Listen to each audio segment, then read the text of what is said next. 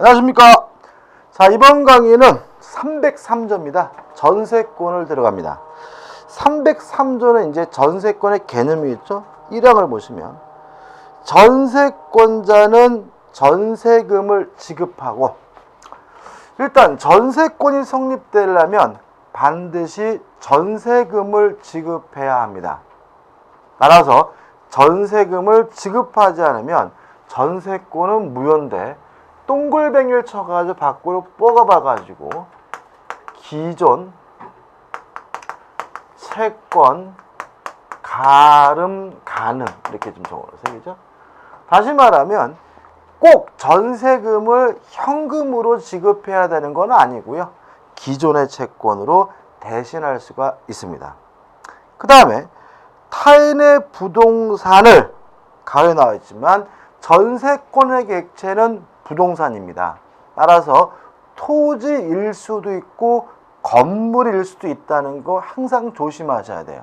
우리가 공부를 하다 보면 자꾸 전세권을 건물로 한정해서 이해하는 경향이 있는데, 부동산입니다. 토지일 수도 있고 뭘 수 있어요? 건물일 수도 있죠.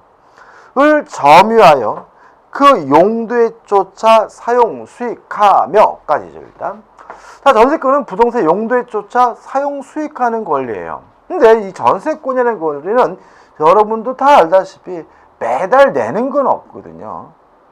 그러면 매달 내야 될 의무는 없는 것이, 어떤 의무가 있냐면 용도에 쫓아 사용, 수익할 의무가 있습니다. 만약에 용도에 위반하게 되면 그때는 소멸 청구당하게 되고요. 소멸 청구당하게 되면 전세권은 즉시 소멸한다는 거 주의하시기 바랍니다.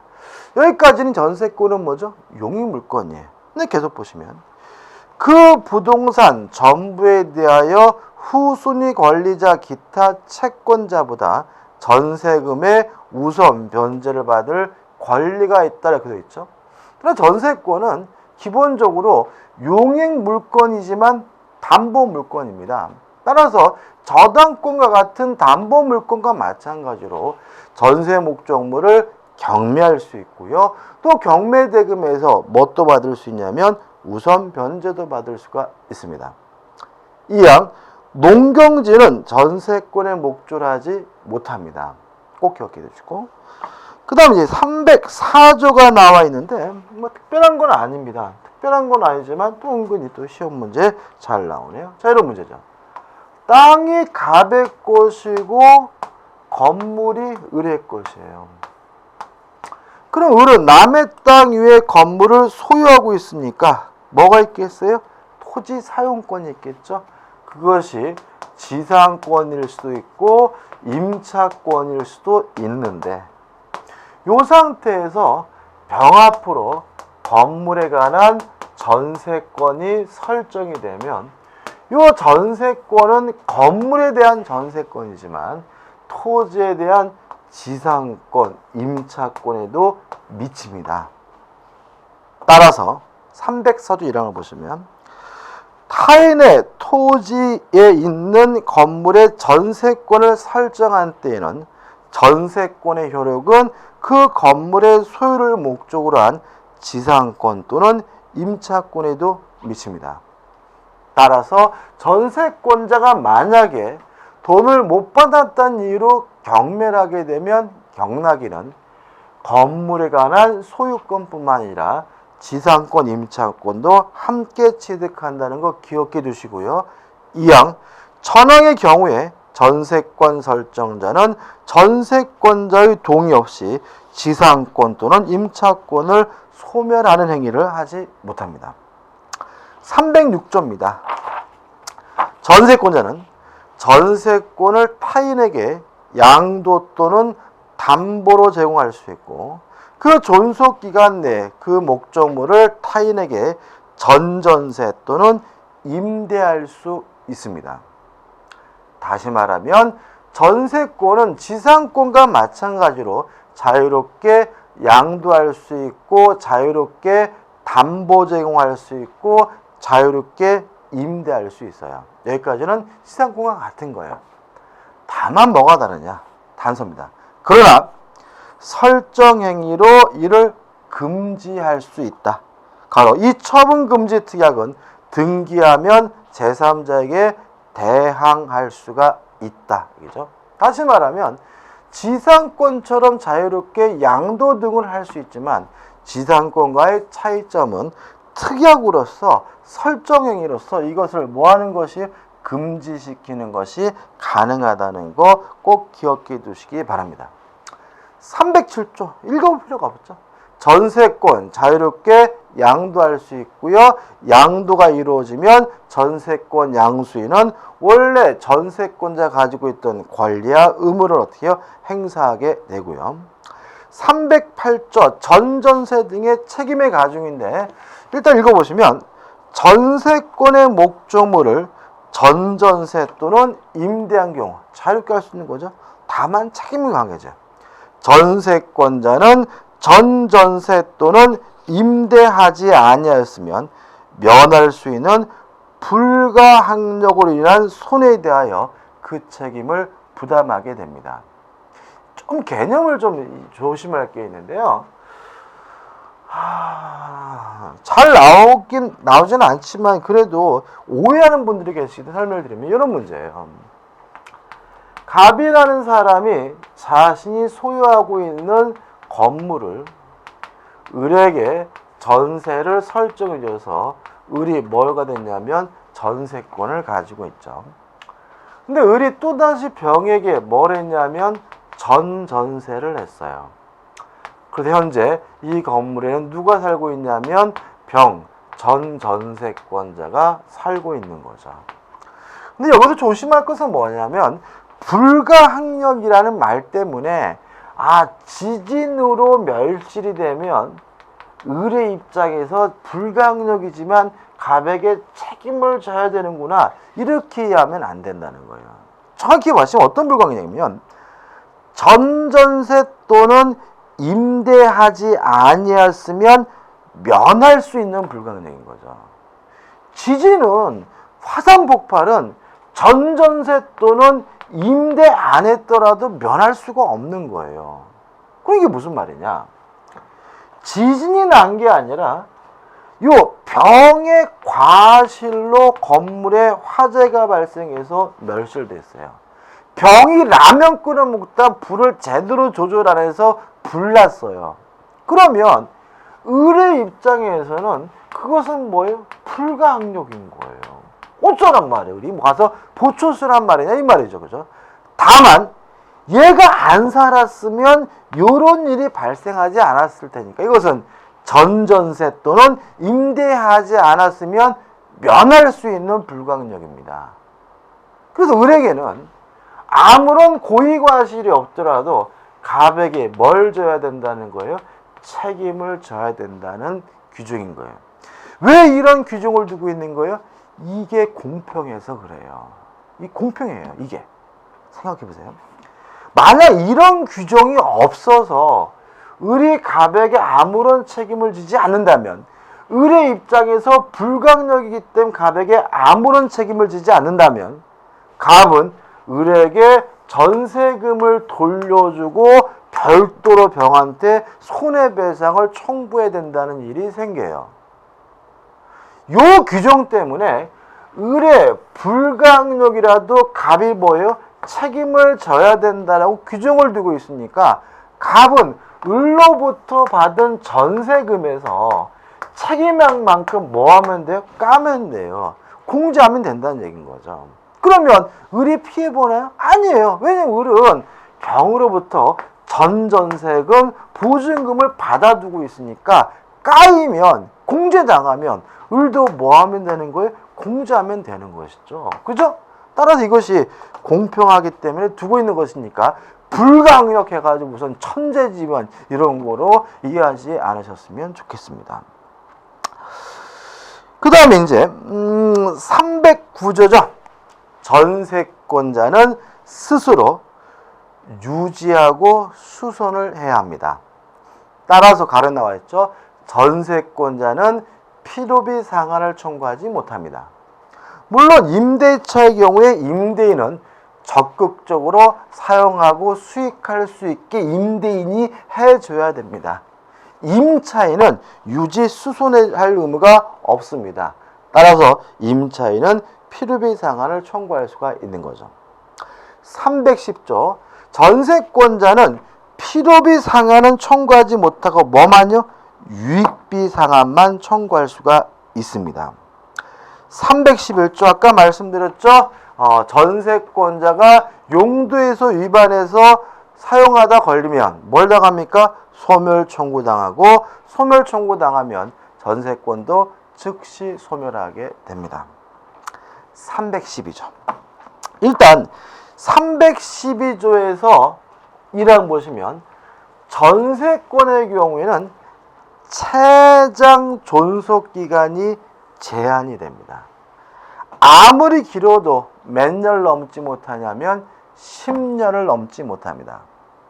다만 주의하실 것은 2항인데 전세권은 최단 기간을 원칙적으로 보장하지 않습니다. 다만 건물에 대한 전세권만 예외적으로 1년을 보장합니다. 어떻게 보장하냐면 건물에 대한 존속기간을 1년 미만으로 정하면 이때는 뭐죠? 1년으로 합니다.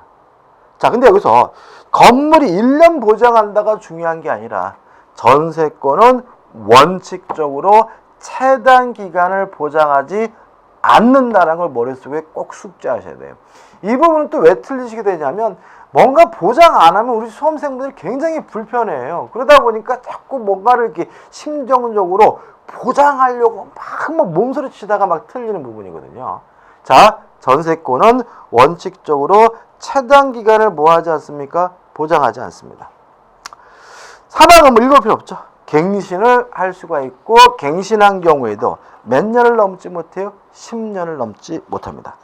상, 법정 갱신이 나오는데 일단 요건이 이렇습니다.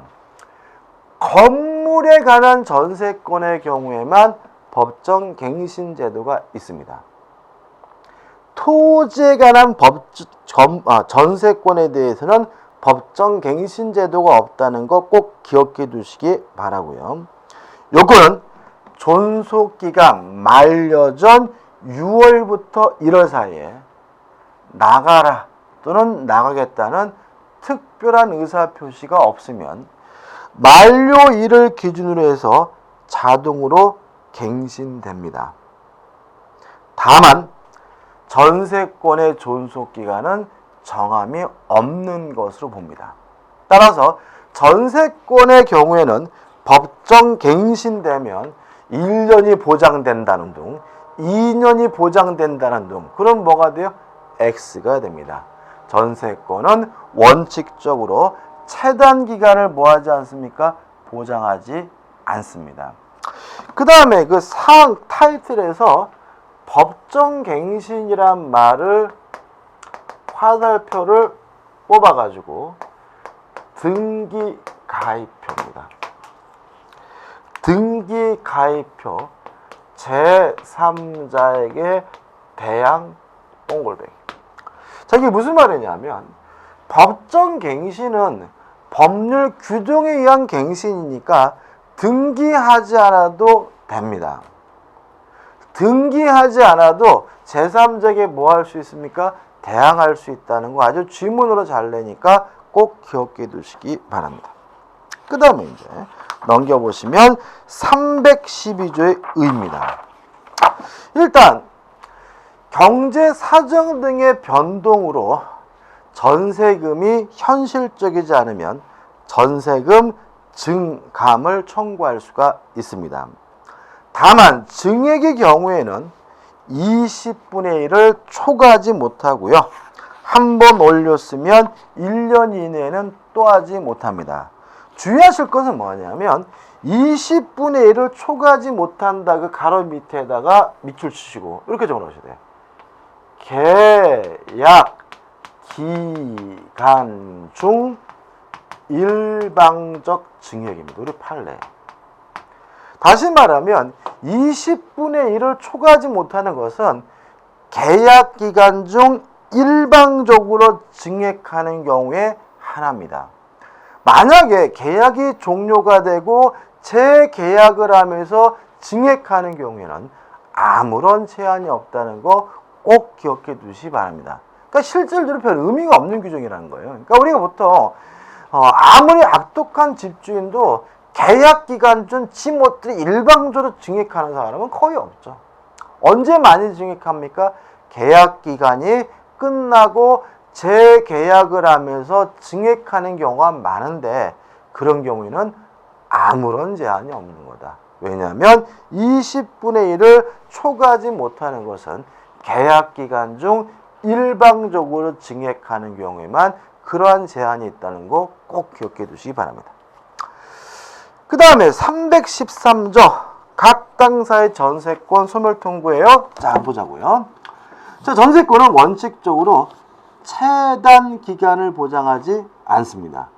따라서 읽어보면 전세권의 존속 기간을 약정하지 아니한 때는 각 당사자는 언제든지 상대방에 대하여 전세권의 소멸을 통고할 수 있고 상대방이 이 통고를 받은 날로부터 6개월이 경과하면 전세권이 뭐가 됩니까? 소멸이 됩니다. 다시 말하면 전세권은 원칙적으로 최단 기간을 보장하지 않습니다. 그래서 오늘 설정 계약을 하고 오늘 등기했더라도 존속 기간을 약정하지 않으면 언제든지 자유롭게 뭐 할 수 있어요? 소멸 통고할 수 있는 거죠.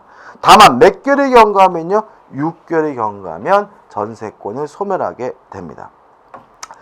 그 다음에 314조와 315조를 우리가 함께 이해하자고요.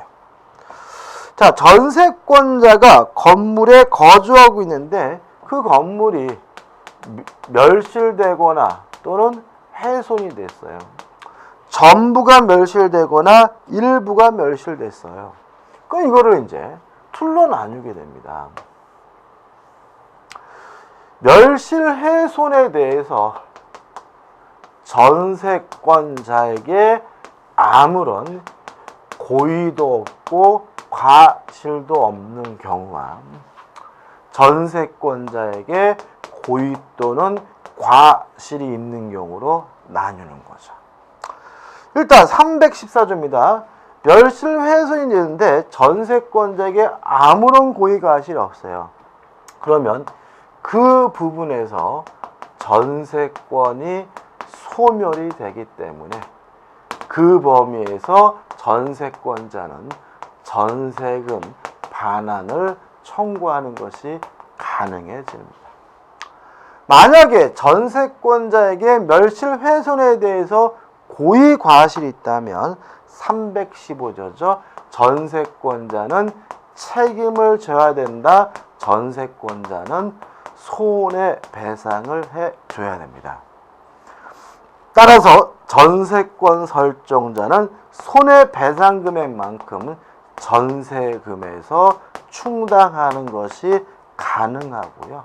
물론 부족한 것이 있으면 더 청구하고 모자른 것이 남는 게 있으면 어떻게 해요? 돌려주면 되겠죠. 이게 전부. 한번 읽어보시면 되는 거죠. 그죠? 다시 말하면 집이 불났어요.